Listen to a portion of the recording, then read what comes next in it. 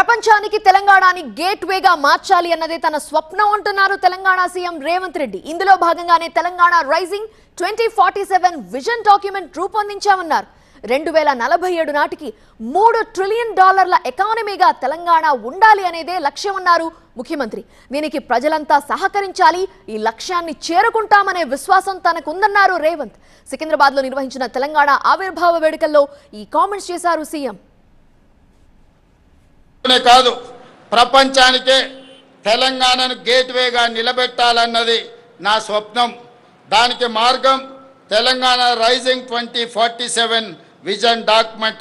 2034 నాటికి $1 ట్రిలియన్ ఎకానమీగా, 2047 నాటికి $3 ట్రిలియన్ ఎకానమీగా తెలంగాణ ఉండాలన్నది ప్రజాప్రభుత్వం యొక్క సంకల్పం.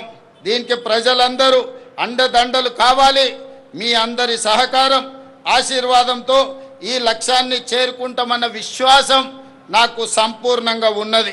ఈ ఆర్థిక వృద్ధిలో ప్రతి ఒక్కరూ భాగస్వాములు కావాలి, తెలంగాణ అభివృద్ధికి పునరంకితం కావాలని కోరుకుంటూ మీ అందరికీ మరొక్కసారి తెలంగాణ రాష్ట్ర ఆవిర్భావ శుభాకాంక్షలు తెలియజేస్తూ జై హింద్, జై తెలంగాణ.